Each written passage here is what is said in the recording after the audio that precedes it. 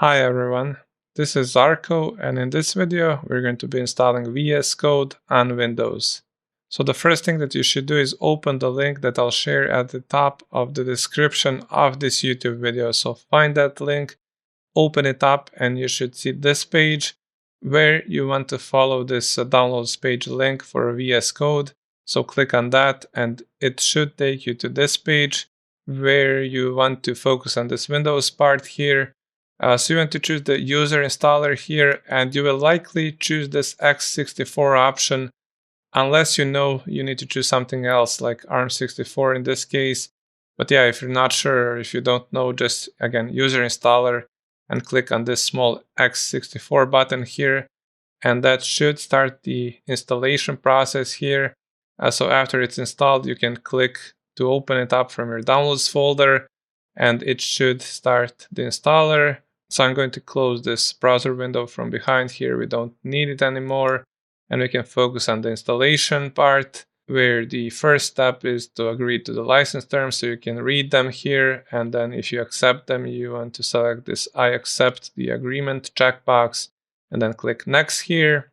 Now for the installation location, you can choose the default option here that it gives to you, unless you have some other specific preference. And then you can click next again. For the start menu folder, you can leave this default one and then click next once more. And then for these additional options here, I like to choose to create a desktop icon so you can run VS Code from your desktop. And then also what I like to choose is this add open with VS Code for the file context menu and for the directory context menu as well. So that enables you, when you right click on your code file from the file explorer, you can have the option to open it with code immediately. Or if you right click on a folder, then you can open that folder as a project in VS Code. For example, a folder that contains your code files. For these two other options, leave them as selected here as well, and then you can click next. And now it's ready to install VS Code. You can finally click this install button here and then just wait until the installation process finishes. By the way, if anything changes by the time you're watching this video in the installation process and you're not sure about it, just leave the default option and just click next. That's the kind of the safest route there. Anyways, the setup has finished here. You can leave this launch Visual Studio Code checkbox so we can just start it after the installation process. If you chose to add icons, then you would see the VS Code icon here on your Windows wallpaper. But yeah, anyways, click finish and it will start VS Code here.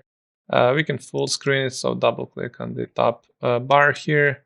And yeah, you can check this welcome screen. You can go through these kind of steps and then you can customize VS Code to your liking. But yeah, that's basically it for the VS Code installation process. And yeah, it's a pretty simple installer. So if you found this video useful, please like the video. That means a lot to me, and subscribe to my channel. And I'll also share another video in the description of this YouTube video where I just showed some basic usage of VS Code in addition to the installation process. So you can check that out if you're interested. Otherwise, I want to thank you for watching, and I hope to see you in another video. Thank you.